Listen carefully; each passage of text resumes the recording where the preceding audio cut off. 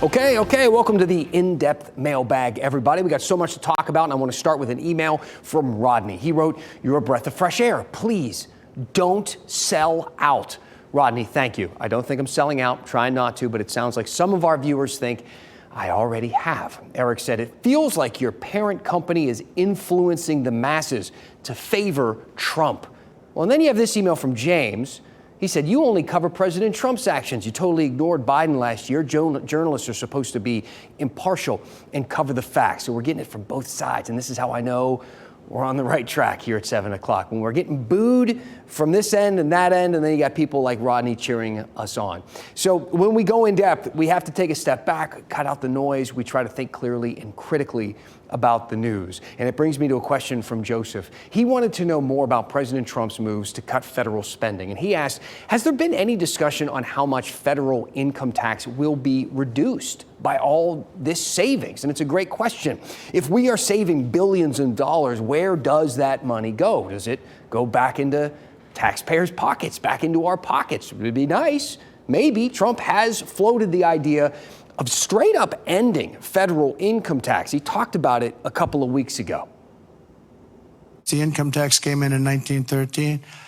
As I said in my speech last week, instead of taxing our citizens to enrich foreign nations, we should be tariffing and taxing foreign nations to enrich our citizens. Does that make sense, right? All right, I'm not an economist. Sounds great, right? I keep my hard-earned money. Foreign companies take on the burden. But would that actually work?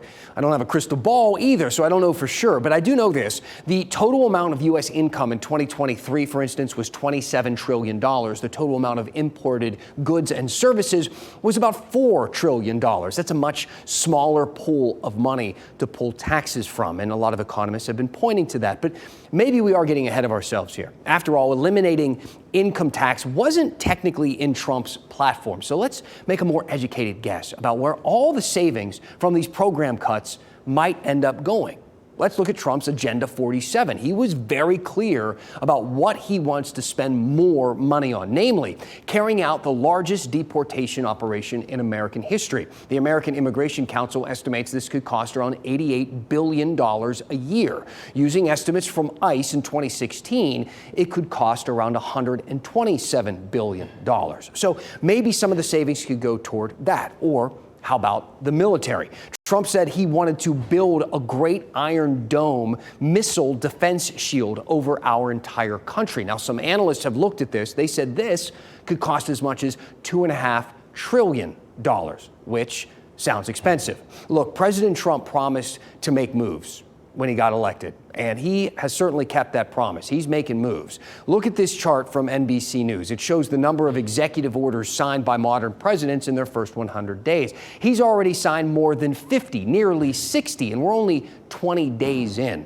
A flurry of orders has been met with a flurry of lawsuits and decisions from judges. There are multiple lawsuits against the actions and even the existence of DOJ. Trump's order to remove DEI from the military was met with a lawsuit. Immigration advocates sued over Trump's order to suspend asylum access at the southern border. Multiple judges have blocked his efforts to end birthright citizenship. Trump's orders on trans rights are tied up in the courts, and 22 states sued to stop the cuts at the NIH. All of those cases are ongoing. And as you can probably tell, it's kind of difficult to keep track of it all. Here at 7 o'clock, we're going to do our best for you on that one. So let me know what you think.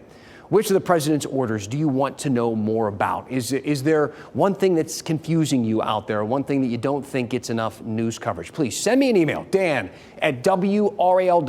Tell me what is on your mind, and we will go in depth.